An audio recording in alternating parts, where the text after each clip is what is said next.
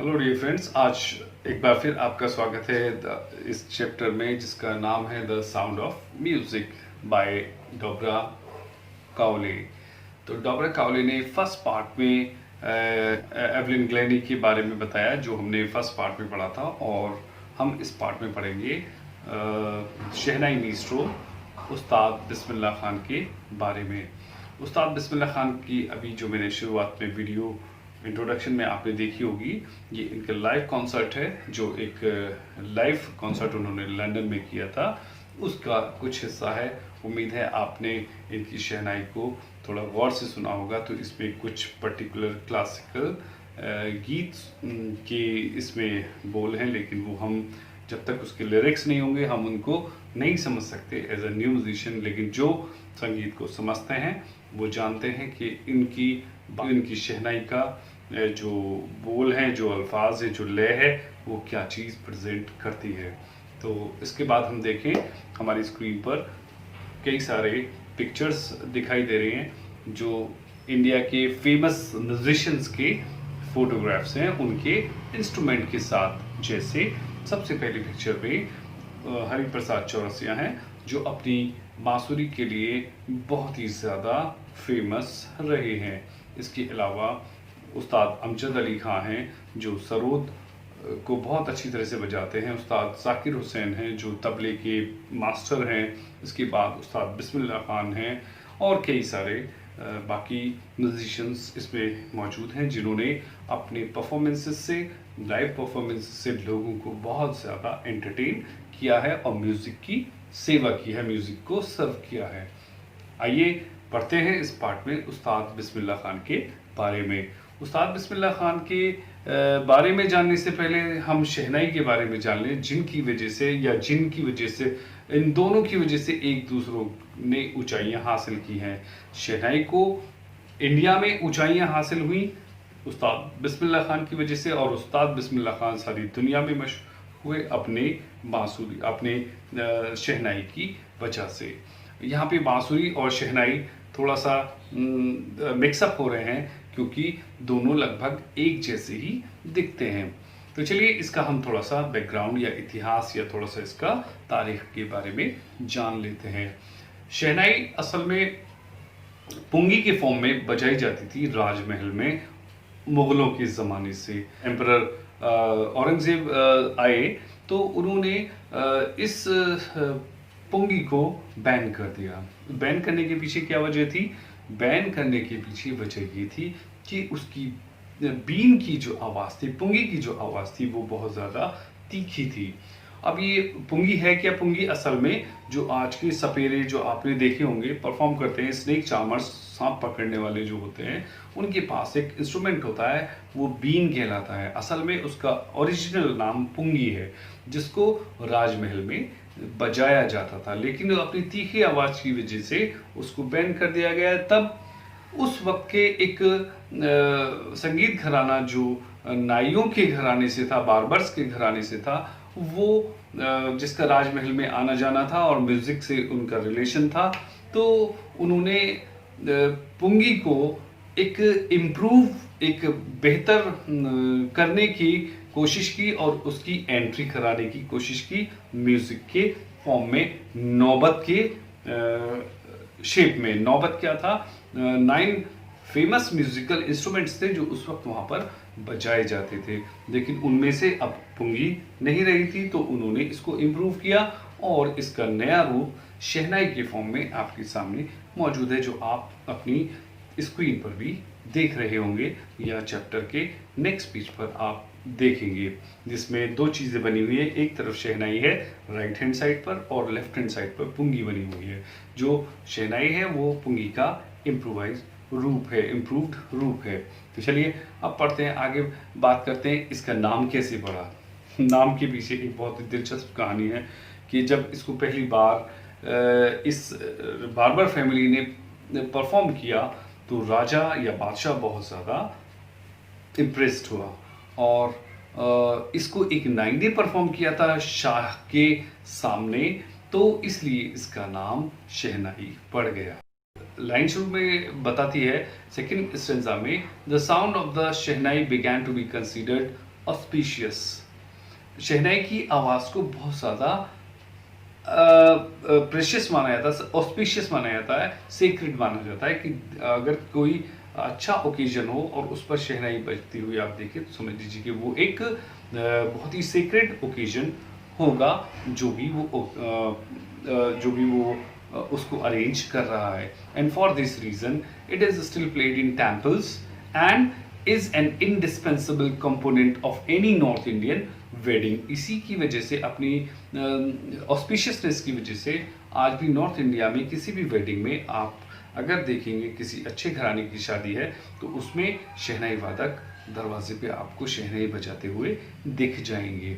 और ये नौबत का जो और यह ट्रेडिशनल एंसेम्बल था 9 इंस्ट्रूमेंट्स का, उसको कोर्ट में दोबारा से उस्ताद बिस्मिल्लाह खान ने उसको लेकर आए और इसको ऊंचाइयां दी।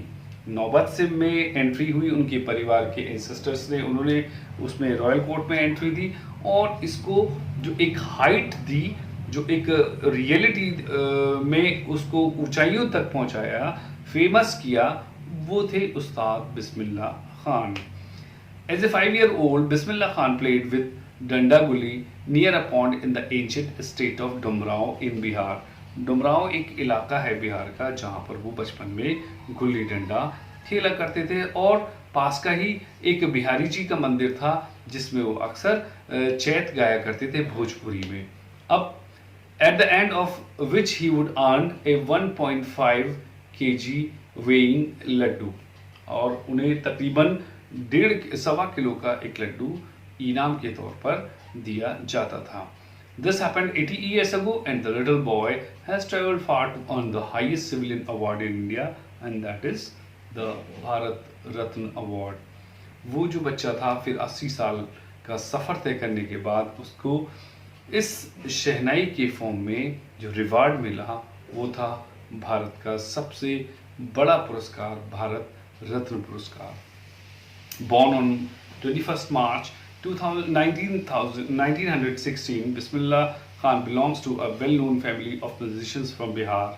His grandfather Rasul Baksh Khan was the Shehnai Nawaz of the Bhojpur King's Court. His father Paigambbar Baksh and other paternal ancestors were also great Shehnai players. उस्ताद बिस्मिल्लाह खान एक बिहार के बहुत ही मशहूर संगीत घराने से आते हैं जिनमें उनके ग्रैंडफादर थे जिनका नाम था रसूल बख्श खान, जो भोजपुर के जो इलाका था उसमें वो शहनाई नवाज थे, यानी कि शहनाई परफॉर्म करते थे। इसके साथ ही उनके फादर पैगंबर बख्श वो भी और दूसरे उनके पैटर्नल एंसेस्टर्स रॉयल कोर्ट्स में शहनाई प्ले किया करते थे। The young boy took to music early in life. At the age of 3, when his mother took him to his maternal uncle's house in Banaras, Bismillah was fascinated watching his uncle practice the shehnai. एक छोटे बच्चे के तौर पर उन्होंने music को अपना लिया था और जब उनकी उम्र लगभग 3 साल की थी तो उनकी मदर उनको उनके मामा के घर यानी बनारस लेके गई। वहाँ पे अपने अंकल्स को वो शहनाई प्रैक्टिस करते हुए देखती तो उनसे बहुत ज़्यादा प्रभावित होते थे, बहुत ज़्यादा फैसिनेटेड होते थे और जल्दी ही बिस्मिल्लाह खान ने अपने अंकल अली बख्श के साथ जाना शुरू कर दिया। अली बख्श जो कि विष्णु टेम्पल बनारस है वहाँ पर शहनाई बजाने का काम किया करते थे और अली बख्श जब शहनाई प्ले करते तो उस्ताद बिस्मिल्लाह खान उनको एक बच्चे के तौर पर देखते और उनसे बहुत ज़्यादा अट्रैक्टेड हुआ करते थे।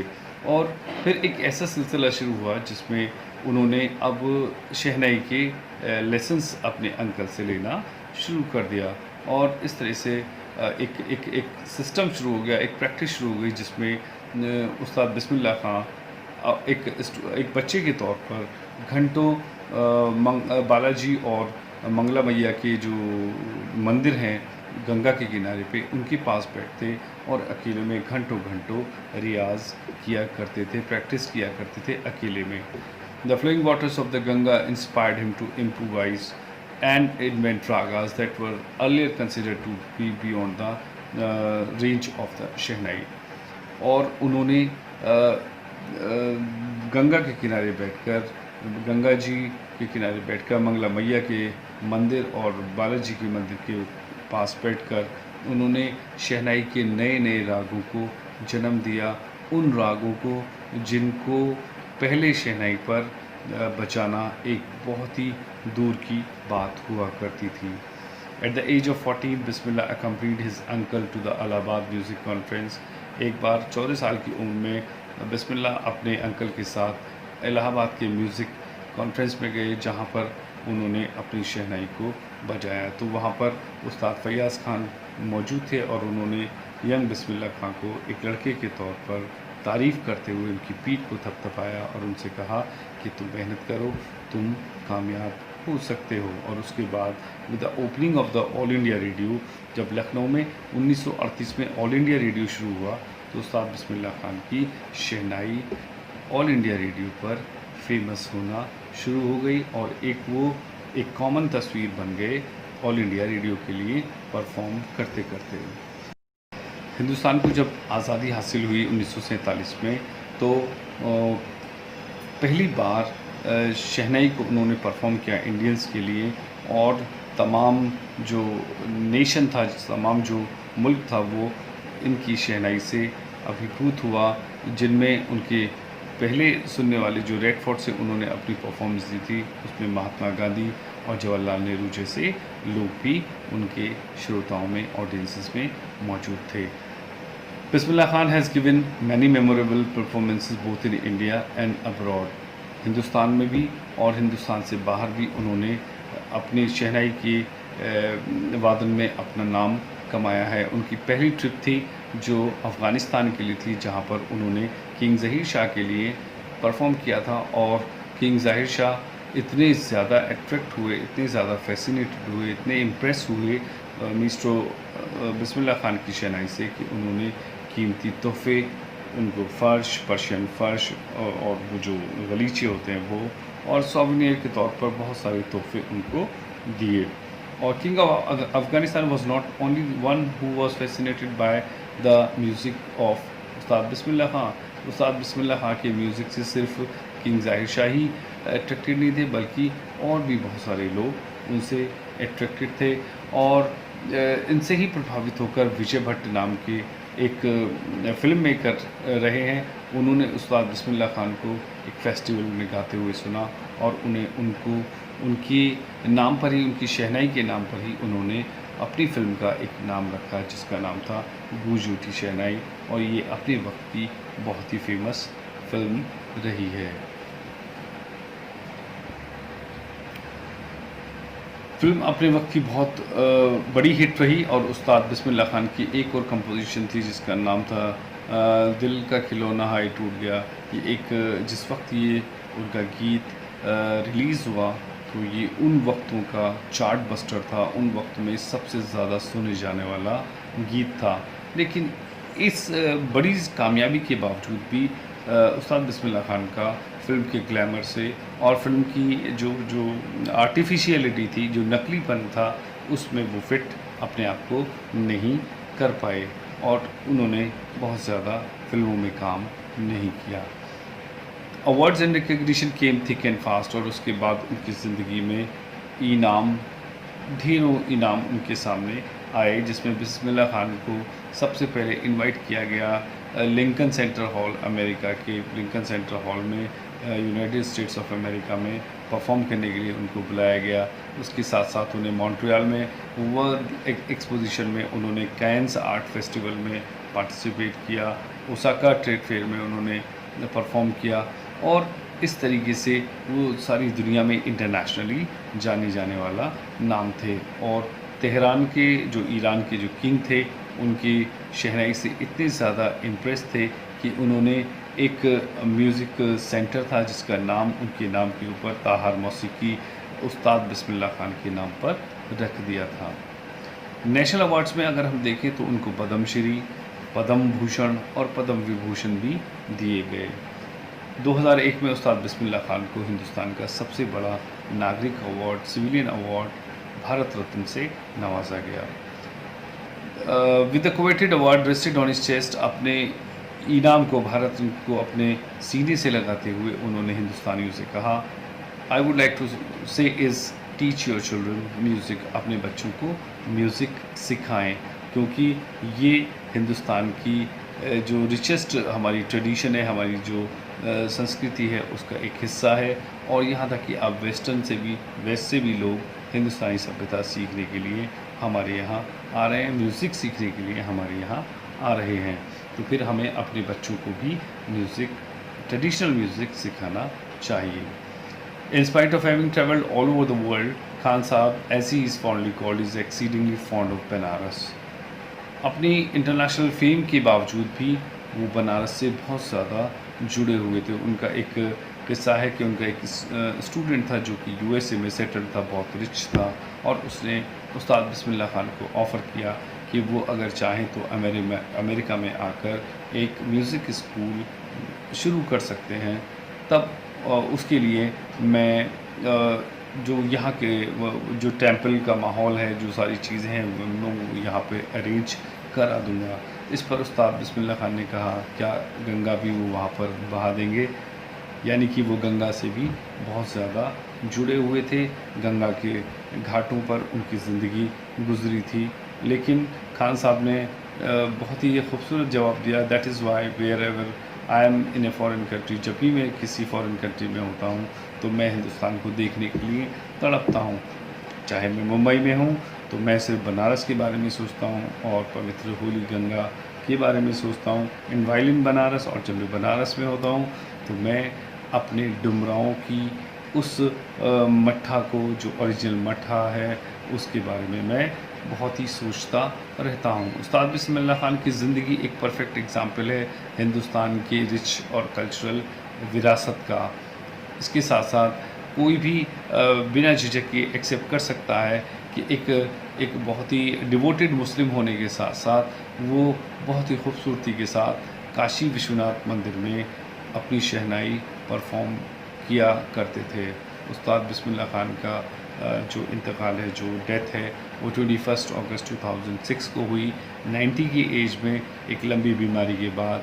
और उनको राज्य सरकार की तरफ से स्टेट फ्यूनरल, जो उनकी अंतिम संस्कार किया गया, और गवर्नमेंट ऑफ इंडिया ने एक दिन की एक नेशनल जो मॉर्निंग के तौर पर, राष्ट्रीय शोक के तौर पर उस दिन को रखा था। ये वैल्यू थी उस्ताद बिस्मिल्लाह खान की। तो हमने पढ़ा उस्ताद बिस्मिल्लाह खान के बारे में, जो कि एक बहुत ही फेमस और बहुत ही बेहतरीन शहनाई वादक थे। तो चलिए फ्रेंड्स, अब उम्मीद करता हूँ कि आपको ये चैप्टर समझ में आया होगा, और इसके साथ साथ अब मैं इसके क्वेश्चंस आपको स्क्रीन पर दिखाने जा रहा हूँ, जिसको आप कॉपी कर सकते हैं और याद रख सकते हैं। स्टोरी समझ में आई हो तो प्लीज़ इसको लाइक करें और ज़्यादा से ज़्यादा अपने फ्रेंड्स में भी शेयर करें इसको, जिससे वो भी फ़ायदा उठा सकें। और अगर कोई डाउट या क्वेश्चन हो तो आप कमेंट सेक्शन में जाकर क्वेश्चन भी पुटअप कर सकते हैं। अगली वीडियो तक के लिए मैं आपसे लेता हूँ विदा। Good day, good bye.